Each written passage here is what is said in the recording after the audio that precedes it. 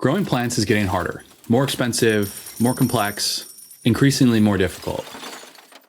I'm Chad Masura, CEO and founder of Rosie, and this is How We Grow.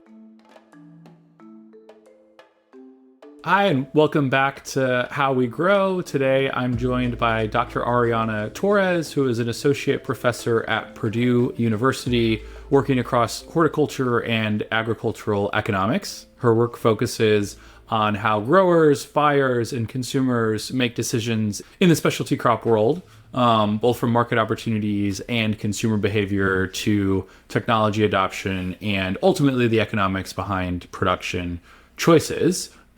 Super excited to have you here, Dr. Ariana Torres, and excited to chat. Yeah, well, thank you. Wonderful. Thank you for the invitation. Definitely, yeah. So to jump into it, I guess, for growers, I guess, who would not necessarily think of themselves as business people first, how do you explain horticultural economics in plain English? Like, well, how do you tell people what you do? Yeah, so growers are great at growing, and you're right. They usually focus on the production side, but one way to explain horticulture economics is saying that growing is just half of the job. The other half is knowing whether what you're growing actually is going to make you money. You have to have the perfect tomatoes, you have to have the perfect peppers or zucchini. Now, can you sell them? And second, is that going to be profitable for you long term? So horticulture economics is basically answering, should I do this? Before you actually do it. It's trying to understand, is this going to make sense and is going to make money? So I'm going to give you an example. For example, you have a grower that wants to diversify and they say, well, I want to start growing also cut flowers. It's a beautiful crop. You can use it for Instagram and social media posts, but then you need to consider harvesting them. It's very labor intensive. Then you have to handle it post-harvest. So you have to keep it in a cold temperature. Then you gotta transport it if you're gonna sell at the market or florist. And then the shelf life. And that's the economics part, is understanding what are these processes and how is that playing into your profitability so you're going to keep farming for a long run. Great. Yeah. So is your general recommendation to steer clear of cut flowers then? No, absolutely not. It's just understanding that you have to assess every part of the business component of a crop beyond just growing them. I have cut flower growers that are really profitable and they have a great market, but they have accounted for these steps or these processes before they decide, I'm going to do this, right? That's our horticulture economics, is providing you with the information of the impact of everything that you do in your farm so you're farming for a long time. Yeah, great. And how did you find yourself in this field? Like, what was the path that took you here? Oh, it's a great story. Actually, I was a farmer in Ecuador. I'm originally from Ecuador. I have a bachelor's in crop production from Honduras. And there's a very nice university there. It's called Zamorano. And after graduating from there, I went home to start farming. And a lot of the times I was like, is this going to make sense? Is this going to make money? The science tells me, yes, this is going to work. These pesticides, this nematode system, but am I going to be profitable? And when I try to answer those questions, I didn't have time for that because I had to be working every day, Monday through Monday, from 6 in the morning until 6 p.m. So when I realized, well, there is a big gap in this, and I came to the US. I actually arrived at Purdue in 2008 to do an internship to understand the processes of gathering data and understanding production decisions. One thing led to another. I ended up doing at Purdue my PhD in agricultural economics, but I got also a master's in horticulture. And now I work for both departments, trying to help farmers understand how are their decisions impacting their bottom line. Fascinating. And what's the favorite part of your day or a week? Like, what's the best part about your job? I think getting the answers to farmers. So I have a lot of farmers who contact me and they say, well, I have this issue, and I will try to find the information using the different tools that I've developed, or trying to find information about markets, and then trying to solve those issues for farmers. I think it's the best part. Also, working with students. I teach one class and I have graduate students working with me, and working with the future farmers and the future leaders in the agricultural industry. It's very, very rewarding. Yeah, that's great. That's great. So, and you're talking to growers every day, it sounds like what are some of the biggest business decisions specialty growers are facing right now? What are some of the trends or recurring kind of problem sets that you're seeing? I think I'm going to start for something that growers talk a lot about. It's labor. For me, and what I've seen is labor. Labor is the number one cost for specialty crops operation. Why? Because specialty crops operations tend to have more than one crop. They tend to be very diverse. And with every crop that you add to your system, you add uncertainty, you add labor, you add activities. And it's more and more expensive every year. And then quality labor, or skilled labor, it's harder to find. So with that comes the second decision the first is, okay, what labor do I employ? Should I employ labor? How much I pay? And can this employment actually help me be profitable? So when they start thinking about this, also the second biggest decision that I've seen is, what technology do I adopt to either start making processes more efficient, extending market windows, or actually lowering costs of production. So among those decisions, we have a lot of controlled environment agriculture, high tunnels, and greenhouses that they can be very expensive. But if you take advantage of them, or if you use them economically, you can actually make them very profitable. And that's a lot of what I do. It's understanding how these investments, when do they make sense, and for whom, and for what crop. Yeah, great. So I would love to walk through even if we kind of make up a scenario, but as growers are thinking about new products, new technologies, new crops, new growing practices, bringing in more labor, all of those things, what should they be looking at beyond just the upfront kind of sticker shock or sticker price? And how should they go through that analysis? Yeah. So one of the things that and we can talk about it later, I can explain it better, but one of the tools that I've developed with my team is a tool that helps growers understand the impact of any investment. So let's say you're going to buy a high tunnel or a series of high tunnels, right? You think, well, I'm going to spend $10,000, $20,000 on this. And farmers think only about that. Another economic component is a learning curve. You have to learn how to use it, right? Mm-hmm. Crops are not going to behave the same, neither are pests.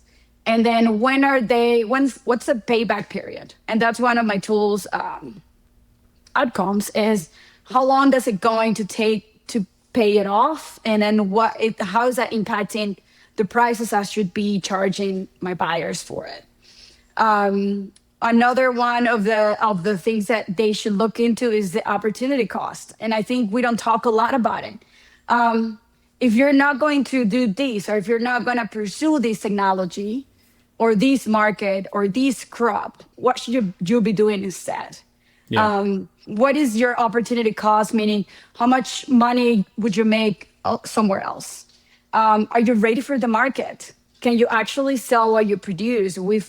I've talked to a lot of growers that have the best product and they are unable to sell it because they're not reaching the market that wants that product. Or the price level is not necessarily what consumers are willing to pay for. Yeah. And I think one of the last things and I'm talking a lot here, but it's a cash flow. And one of the things that my goal with a HORE Calculator, the tool that I've talked about briefly, is if the high tunnel is going to pay back for itself in, let's say, 3 years, what is your cash flow? How are your income or your revenue coming in, and what are your expenses? If you got a loan or if you have other debt, how is your cash flow? Is the number one, and I have actually a lot of research on this, is the number one reason why businesses fail. So if you're not accounting for these and you're making all these investments, are you going to survive the next 3 years? Yeah, cool. This tool sounds fascinating. Can you tell me more about it? What's involved with it? How can growers use it? Yeah, absolutely. So again, I started as a faculty at Purdue in 2016. I was there since 2008, but for the past 9 years, I was studying and doing research. And as a faculty in 2016, I realized that a lot of growers wanted these things called enterprise budget. So an enterprise budget tells you for a crop in a system, growers have different ways to produce things. What is their profitability? But it's a very static, not really tailored to the farmer kind of tool that farmers have in hand. So they would come and say, hey, I want an enterprise budget for mint or for melons, etc. But every farmer that would come to me and I'd say, okay, let's build it together. Every farmer that would come to me, they had a different production system. Their irrigation, their pest control, what kind of varieties they planted. Did they rent the land or did they own the land? And all of these things, or did they have kids to grow with them, or did they have to hire? Every factor was really different than the other. So that's when I decided back in 2017, I said, okay, we need to start looking into a tool that is tailored to every farmer. And that's how HORE Calculator started working on. We started with enterprise budgets that were dynamic. So we started with Excel spreadsheets. And then we decided, okay, we're going to find different ways to grow tomatoes. And then try to consolidate those ways and then try to find ways that we can help farmers understand, okay, this is your system, this is your profitability. The next question farmers said is, well, I'm going to the farmer's market and I don't know how much should I sell these tomatoes for. And well, that's a big question because you spent a few months growing tomatoes and then you don't know how much you're going to sell them for. So that's when the tool started incorporating these different ways to answer your questions that farmers had. And it's a website. It became a website. We got several grants, and we still continue to evolve because every crop is different. And one of the reasons, I think the main reason that brought me to build this is because growers were making very big investment decisions without any financial modeling, any financial information. So we wanted to cover what enterprise budgets did, but then tailor it to any farmer that want to. So they can plug in their numbers. You probably are familiar with TurboTax. So it uses a TurboTax model where the website asks you questions, and that's information that it's being computed inside, and then you receive a PDF with profitability, break-evens, payback period, return investment, and different risk assessments for your crop. So we have a few crops that we've modeled. We're trying to get more into, we started working with cut flower growers, control environment operations, which are really, really interesting because the investment is higher. Aquaponics, and different technologies right now. Cool. Very cool. And you've mentioned payback period a few times now, and it sounds like that's perhaps one of the North Star metrics folks should think about as they decide to make investments. I guess, how do you think about payback period? Why is it important? And, do you have benchmarks you try to hold people to, as a 2 or 3 year payback, good or not good? How should folks be thinking about that? I think so. Right now, we're analyzing a case study actually with one of my students for cut flowers, and we're going to present these at a conference. And we found that some farmers were growing cut flowers open field, no control environment, and the investment of high tunnels, or using the high tunnel, had a payback period of 3 years. To me, that depends on the farmer themselves. Because if you have, and this is for just one crop, if we use this high candle for more crops, and we also, and this is the cool thing about HORE Calculator, you can incorporate different crops, different markets. You can understand, is this going to be enough for me? I think this is a farmer specific answer, but I think anything 3 or below is going to be a good payback period, depending on their cash flow. Do they have a good and healthy cash flow? Yeah. Because ultimately, what the tool wants to do and what I want to do is not telling farmers what to do, but rather give them the numbers so they can make their own decisions. And to me, that's what universities or university extensions should be doing. Yeah, is great. Giving the farmers the tools so they can make their own decisions with information that applies to them, tailored to them. Yeah, great.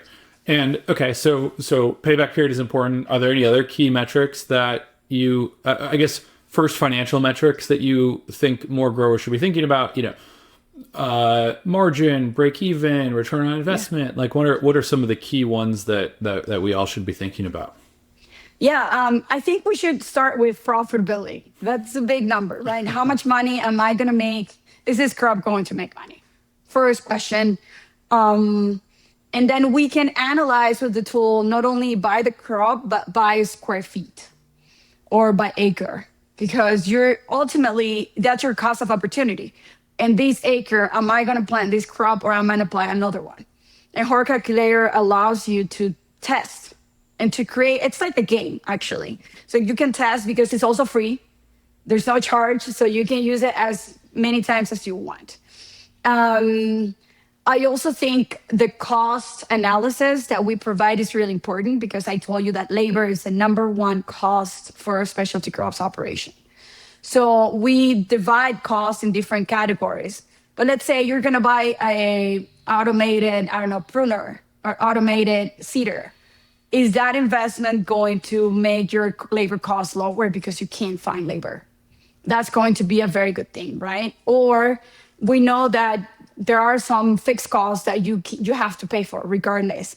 But let's say overheads, you want to reduce them as much as you can. So if you can identify, well, actually my overheads are really, really high, you can make decisions to lower them. I also think sensitivity analysis. So sensitivity analysis is basically telling you what happens if you have a pest, or what happens if you have a flooding, what happens if your crop, diminished or lowered the yield by 30%. What's going to be your profit? Can you still survive? And are you able to take that hit? Or what happens if you find a new buyer and they're going to pay 20% higher prices? How is your profit going to behave? Of course, it's a good scenario, but how much is it good? How much good is good? So HORE Calculator can tell you that break even, to me, it's even more important than payback, because break even, we have two break evens. One is price and one is yield. And the price one is really interesting because usually farmers don't think about it. So for example, break even price tells you what's the minimum price that you should be selling your crop for, a single crop. If your tomatoes break even is $2 and you're selling for $1.50 per pound, you're losing money. But if you're selling it for $3, then you're making that dollar. So it gives you confidence. Break-even price gives you confidence to go into a market and negotiate. You know what's your price floor, and your price ceiling is as much as you can get. Yeah, great. That's very important. Yeah, and then return investment, I think it's important, especially if we have a new, very significant investment. What's the percentage? For every dollar that I make, how many cents or how many dollars, if you're lucky, you get back. I think those are very good. And every ratio or every financial number that HORE Calculator provides tells you a story of your investment from a different angle. So if all angles look good, I think you should go for it. Yeah. But if there is okay, my break-even is good, but my profits are negative, you need to consider, do I want to go for it? Does that make sense? And then what about, absolutely. And then what about inputs to the model? There's a lot of data, obviously, that needs to ultimately inform these decisions. What are some of the kind of key ones folks should be measuring if they aren't today? So one of them is labor. Again, I've talked to a lot of farmers who they put all their time into their farm, but they don't account for it. So, and they say, well, I just, it's just my time. I'm growing my thing and I don't, it's just free labor. Well, actually, it's not free because there is something that is called the economic cost, which is a real cost. It's that salary that you're not receiving because you're putting your free labor into your business. Sure. I think it's great. Some entrepreneurs call it sweat capital. I actually teach a course in entrepreneurship. But I think what happens if you want to retire? What happens if you want to do something else? What happens if your cost of opportunity of doing something else is higher? You're making 200K on your farm. What if you get a job for 300K and you hire someone? So that labor needs to be accounted for. So labor, and then we ask labor in different ways. So what are the activities that farmers needed to perform? Variable costs, I think, are very easy. Seeds, plants, plugs, tubers, fertilizers, pesticides, mulch, trellis system, irrigation system, all the equipment that they use. And if you think about it, I mean, a lot of farmers are going to walk in and be like, well, I don't have this information. Because you're thinking, well, I don't have it on top of my mind. You can always come back and say, well, I can use it again, the tool, and say, well, now I have this information, year two. I'm going to make a better decision because I am more accurate. One of the biggest also motivations for this tool is to motivate farmers to keep records, which are very, very hard. And it works different for every farmer. But if anything we get out of this tool is farmers understand how much money they're spending and they're making informed decisions. Yeah. And I'm sure there's a varying spectrum of, quality data from very little to, possibly too much, right? Like there's maybe a world where you're spending too much time collecting information that you could be spent making decisions or doing other things as well, right? Absolutely. Cool. How does the consumer fit into all of this? So, how does consumer behavior sort of ultimately fit into this decision-making process? Yeah, it's a very interesting. So I started working, my work at Purdue started as focusing on farmers. And it slowly transitioned into consumers because consumers are going to be the ones telling what to grow and how those things should be grown. So if it's organic or if it's sustainable, there's a new term, there's several new terms. So one of them is regenerative agriculture. Mm-hmm. Are these practices going to pay off? And HORE Calculator can tell me if they're going to pay off. So my goal with consumer behavior and consumer research is to understand what consumers want so we can bring that to farmers and then test it financially. Because there's usually also a gap between what consumers say they want and what they actually are wanting and paying for. There's a big gap. So that's kind of what we're doing with consumers is one is segmenting the markets because not every consumer is equal to the next. So what are the market segments that farmers can target for different technologies and practices? And two, what's the willingness to pay or what are the price premiums for each market segment? So that's kind of the work we're doing with consumers. Yeah. And how do you try to think about or quantify the difference between, I suppose what consumers say they want or what sounds trendy today, like regen or something like that, versus what the market is actually rewarding and paying for, what the actual buyers and retailers are looking for? How should people think about that gap? So one of the things, there are different ways to do this research. The best way is gather data that is kept by retailers and understanding what they're buying, because that is historic data. So we understand, okay, they purchased that. That's the most accurate ones. But there's a lot of perceptions and trends that are very perceptions and motivations that consumers have. So we have between perceptions and actual pain, we have different steps that we can actually test. There are researchers doing experimental economics, or they basically putting consumers into a room, they're given money and say, okay, if you have these $10, which bag of coffee are you gonna purchase based on these characteristics. Yeah. Or we can do surveys online and test and make tests to consumers and say, okay, which one would you prefer? There are several ways to do this, but I think the key part is, are all these stories of all these ways to do this research, which is what my team wants to do, or we're doing, is, are all these stories from consumers actually cohesive? And how do we bring them back to farmers? And how do we also put the buyer side? Because I started in the past 5 years, I started working with the wholesalers and the intermediaries and the restaurants. What do they want? So trying to put the puzzle together so we can bring the consumers and the buyers into the farmers and say, hey, these are the things that are wanted. Now, what are the financial implications of these things? And that's what HORE Calculator does. Cool. And then what about, because it sounds like, and I love this idea of sort of break even price and break even on yield. But I'm sure price is such a big sort of piece to the whole model. So I'm curious, like for folks who are trying to sell a more differentiated product, drive higher prices, whether that's through quality or certification or sustainability or organic, or, you sort of name the certification or sort of value signal. Like, what are some of the key ones that you're seeing work, and what are some of the ones that maybe aren't as effective or don't drive that ROI? So I think it depends. And this is a typical phrase that an economist would say, it depends.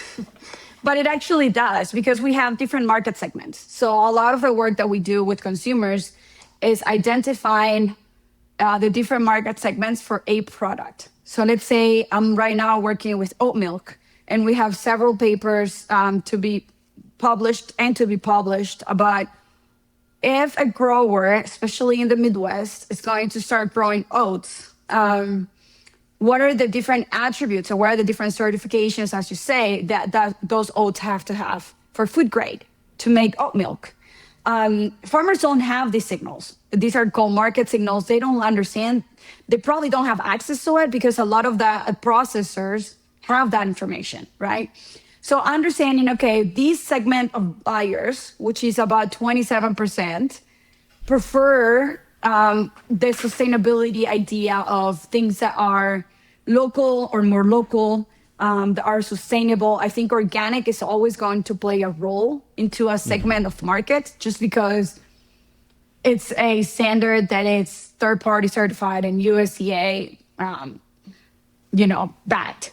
But the buyer segmentation work that we've been doing is that regardless of the market segments, about 2/3 of the market is going to care for sustainability claims and certifications.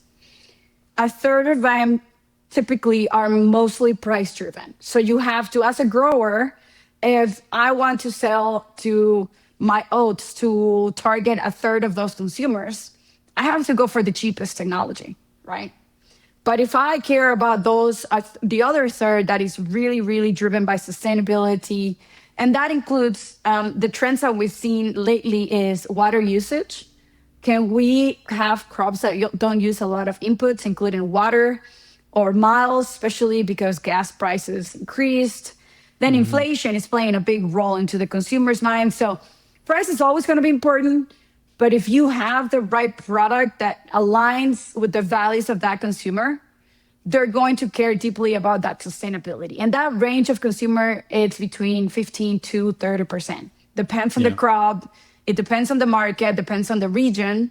But what does it tell me, right? So, okay, we want to differentiate products, but we need to understand what keywords should be. We know there is, I think there is an excess of labels in the food industry. You go to any supermarket and you pick the product, and then you see 10, 20 labels. Do you need to see that? I think that's overwhelming. So what I tell growers is, okay, this is the market segmentation. These are the price premiums associated with the different markets. You need to match your production to the market, because you're not going to match the market to your production. You're not going to get consumers to buy what you grow. You have to grow what consumers want, and not everyone wants the same. certification can definitely help anything that is organic and sustainable. But you need to understand if your target market really cares about that. Yeah. Because if great. they don't, just go for the cheapest production system. I love that. I think that's a great place to wrap this up. I know we're kind of coming up on time here. I guess any last quick thoughts, and the thing I always love to end on is, what are some of the things you're sort of most excited about coming up in the industry? What are some of the trends coming that get you really optimistic about the future in this space? I think farmers are getting more and more, they're spending more and more time understanding that the most expensive decision they're making is the one that they don't analyze. There's a lot of farmers who just go for it because there's a sales rep that is selling something. But I think farmers, with all the inflation, gas prices, input prices are increasing. They're understanding that growing, it's actually the most enjoyable part of the work. But analyzing the decisions that take to grow and selling it profitably, that's what makes them their business sustainable. And it has to be any farm has to be seen as a business enterprise. Great. Well, I love it. This was a super fun conversation. I appreciate your time, Ariana. Thank you. Thank you for the invitation. Yeah, same here. Hope you have a great rest of your day. You too. Bye-bye.